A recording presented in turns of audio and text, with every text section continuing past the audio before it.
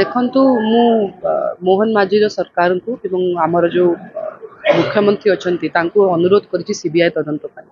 ଯେଉଁ ଯେଉଁ ସବୁ ଗୁଡ଼ାକ ତଥ୍ୟ ଏବଂ ଇନଭେଷ୍ଟିଗେସନ୍ ଅଛି ତାହା ତ ସିବିଆଇ ତଦନ୍ତ ପରେ ହିଁ ଆଗକୁ ଆସିବ।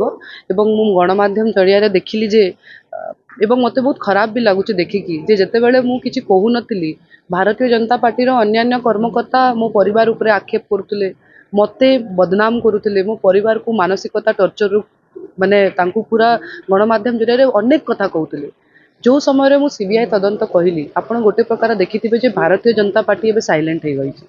ତ ନିଶ୍ଚିତ ଭାବରେ ମୁଁ ଖାଲି ଗୋଟେ କଥା କହିବି, ରାଜନୀତିଜ୍ଞ ପ୍ରସଙ୍ଗ ଏବଂ ନିଜର ରାଜନୀତିକ ଫାଇଦା ପାଇଁ ମୋ ବାପାଙ୍କ ଜିନିଷ ଗୁଡ଼ାକୁ ଆଗକୁ ସେମାନେ ଆଣୁଛନ୍ତି।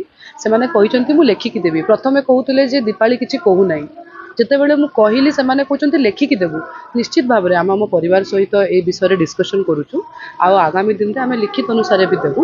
ଆଉ ଯଦି ସେମାନେ ପ୍ରକୃତରେ ମୋ ବାପାଙ୍କୁ ଭଲ ପାଉଛନ୍ତି ଏବଂ ନିସ୍ୱାର୍ଥ ପରରେ ନବ ଦାସର ତଦନ୍ତକୁ ଆଗକୁ ବଢ଼ାଇବାକୁ ଚାହୁଁଛନ୍ତି, ମୁଁ ଅନୁରୋଧ କରିବି ଏ ସରକାରକୁ ନିଶ୍ଚିତ ଭାବରେ ସେମାନେ ଆଗକୁ ଯାଆନ୍ତୁ। ଆମେ ଲେଖିକି ବି ଜଣାଇବୁ ଏବଂ ଯେଉଁଟା ବି ଦରକାର ପଡ଼ିବ ଆମ ତରଫରୁ ଆମେ ସବୁ